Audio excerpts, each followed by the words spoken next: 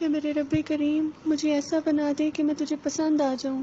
میں ابن آدم ہوں، میں کمزور ہوں، بہک جاتا ہوں، تو غفور و رحیم ہے، معاف کر دیتا ہے۔ اے رب کریم، جب تیرے نبیوں سے غلطیاں ہوئیں، انہیں شرمندگی اور انکساری سے اپنی غلطی کو تسلیم کیا اور گڑ گڑا کر تیرے حضور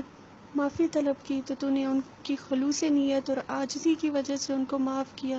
اور مصیبت سے نکلنے کے لیے ان کو مختلف دعائیں سکھائیں، جیسے حضرت یونس علیہ السلام کو مچھلی کے پیٹ سے نکلنے کے لیے دعا سکھائی، لا الہ الا انت سبحانک انی کنت من الظالمین، تو نے ان کی مدد فرمائی اور ان کو اس مصیبت سے نکالا۔ ہے میرے مالک، ہم بھی خود پر بہت ظلم کیے ہوئے ہیں، اور ہماری بدقسمتی تو یہ ہے ہم اپنی غلطیاں تسلیم بھی نہیں کرتے۔ جب ہمیں تیری پاک کتاب میں اخلاقی برائیوں کا بتایا جاتا ہے اور پھر ان کے عذاب کے حالات سنائے جاتے ہیں، تو ہم تصور کرتے ہیں ہاں یہ برائی میرے فلاں رشتہ دار میں ہے، ہاں یہ برائی میرے فلاں دوست میں ہے، ہم خود کو اس کٹہرے میں کھڑا ہی نہیں کرتے۔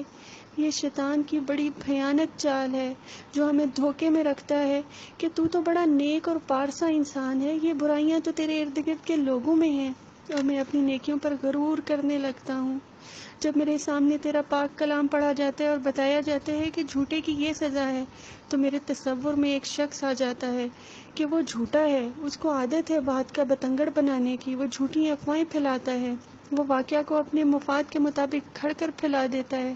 پھر جب ظالم کا ذکر آتا ہے تو ایک نئی شکل میرے سامنے آ جاتی ہے۔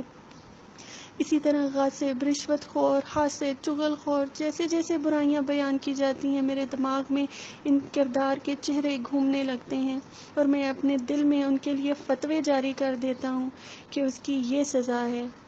اور ان تمام چہروں میں اپنا چہرہ بھول جاتا ہوں، کیونکہ مجھے تو شیطان نے تھپکی دی ہوتی ہے کہ تو بہت نیک ہے، اور اس غلط فہمی میں اپنے گناہ تسلیم ہی نہیں کرتا، اور پھر معافی کس چیز کی مانگوں؟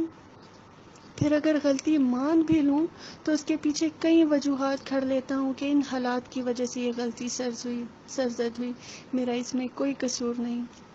یہ شیطان کی صفت ہے، پہلے اپنی غلطی نہ ماننا، پھر اس کو جسٹیفائی کرنا۔ ابھی تو سو طرح کے دلائل میرے ساتھ ہیں،